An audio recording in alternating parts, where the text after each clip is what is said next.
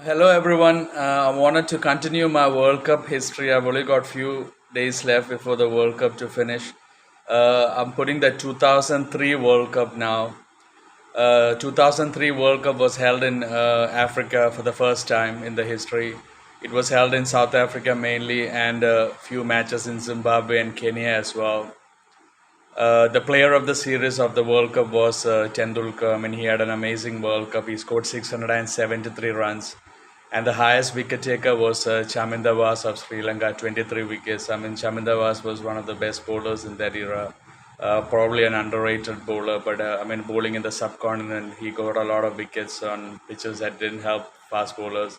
He had a lot of variety about him, slow balls, cutters. I mean, so Chaminda was a very good bowler. And a lot of things happened in that 2003 World Cup. I mean, there were a lot of upsets in that World Cup. And Kenya became the first non-test playing nation to reach the semi-finals. Collins Obuya, the leg spinner, was in very good form in that World Cup, getting a lot of wickets. And there were a few forfeited matches as well, two of them, just like that 1996 World Cup where West Indies and Australia refused to go to Sri Lanka. England refused to play Zimbabwe, travel to Zimbabwe, and New Zealand also forfeited the match against Kenya. So, two forfeited matches there. And Shane Warne, just before the World Cup started, it was a very rare incident that happened. Shane Warne was sent back home after he tested positive for a banned substance. So that was a very shock thing that happened before the World Cup. But Shane Warne was innocent about it. His mother gave him some tablets for something, and it had a banned substance. So it was definitely not intentional from Shane Warne, but it was a sad thing that he had to leave the World Cup just before it started. And there were a few, I mean, Canada, and there were 14 teams in this World Cup. I mean, it was the first time in the World Cup that 14 teams played, and it was just like 1999 as well. There was a Super Six stage with teams carrying forward the points. And it made a big difference, the forfeited matches, because it helped Kenya as well to qualify for the Super Sixes, and then they came to the semis as well. Canada did beat Bangladesh in one of the matches, so that was a rare incident, Canada winning a match. And Kenya beat Sri Lanka in one of the group matches where Colin Subuya, the leg spinner, took 5 wickets. Kenya also beat Bangladesh in the tournament. And there was another incident that happened. I mean, Shoaib Akhtar recorded the fastest ball bowled in cricket history. I mean, officially, because Jeff Thompson probably was faster in his times, but officially, Shoaib Akhtar became the fastest bowler in the world, recording the fastest ball. He bowled a ball against England in a group match. It was 161.3 kilometer per hour, more than 100 miles per hour. It was the first time that that happened. And in the group stage, I mean, Australia thrashed India by 9 wickets. India were bowled out for just 125 runs. So that was something. And India did beat Pakistan again in the World Cup in that match. Saeed Anwar got 100 batting first, but Tendulkar was in excellent form.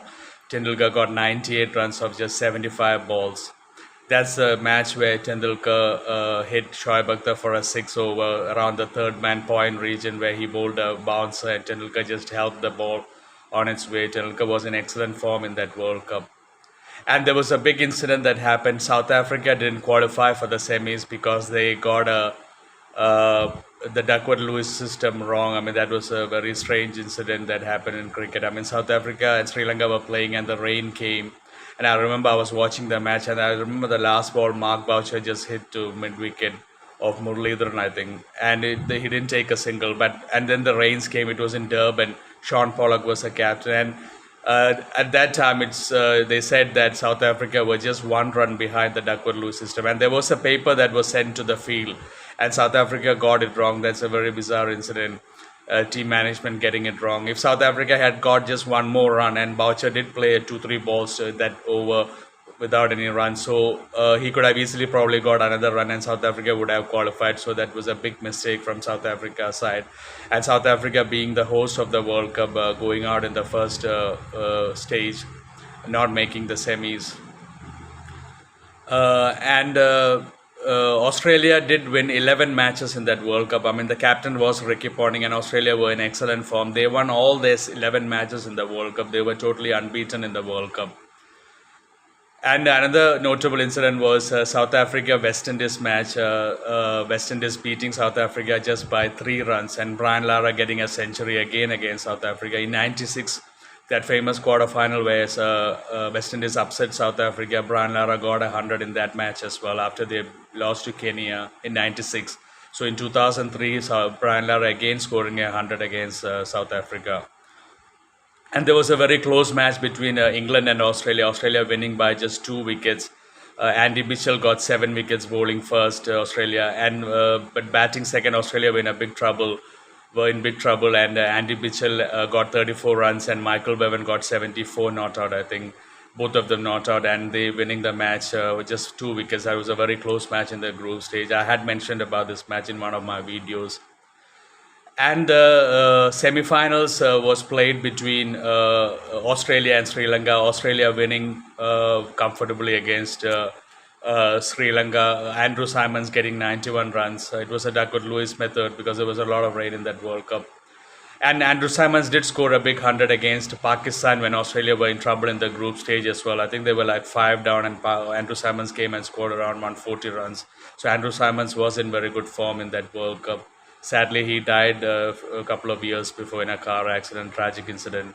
And the second semi-final, it was India versus Kenya, and India winning against Kenya. Saurav Ganguly got 111 run century.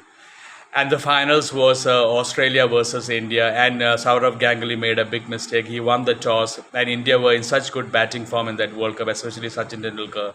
And Ganguly chose to bowl first. And Gilchrist and Matthew Hayden started quite well. And after they lost 2 wickets, I mean, even Ganguly's captaincy was really bad. He kept the fielders out, and I remember Ricky Ponting and Damien Martin. The first 50 runs that they got, they just were tapping the ball around, getting easy singles and twos. There was no pressure put on them, and they easily got to 50. And then they really went in gear 4. And Ricky Ponting was unstoppable. He got 140 not out, and Damien Martin got 88 not out. I mean, unbeaten third wicket partnership of 234 runs. I mean, Ricky Ponting and Damien Martin was murdering Indian bowling. And Australia got to a huge total of 359 runs. I mean, I think that was the highest total. I mean, definitely without a doubt, the highest total in a World Cup finals, but probably one of the highest totals in ODI history as well at that point, 359 runs in 2003. And batting second, India lost Tendulkar early, McGrath taking him. And McGrath took 3 wickets that day. Virendra Sehwag did give some expectation to the Indian fans, getting 82, but 359 was way too much of a score at that point. And Australia winning comfortably. They won by 125 runs. So Australia winning their second consecutive World Cup. They won in '99 as well, and it was Australia's third World Cup title after that '87 Alan Border, '99 Steve O captain, and 2003 Ricky Ponting. And so Australia were the first team to win 3 cricket World Cups at that point. So 2003 World Cup in South Africa, a lot of upsets happening. And a lot of strange incidents happening. The Shane Warne incident, Shoaib Akhtar's fastest ball, the 2 forfeited matches, Kenya beating a couple of big teams and coming to the semi-finals, Canada winning a match against Bangladesh, 14 teams playing for the first time in a World Cup, Australia going unbeaten 11 matches to win the World Cup. So it was a very different World Cup in a sense, and the first World Cup in Africa as well. But anyway, Australia winning. So that is my World Cup history, 2003 World Cup. Hope you enjoyed the video and relived some of the moments that you have watched live in those times. So anyway, thank you. Take care. And India Netherlands match coming up. It's Diwali in India. So India probably hoping for a big match. I mean, the crowd would be electrifying. The last group match of this World Cup, India definitely expected to win and win big probably. So thank you for tuning in. Take care and God bless you.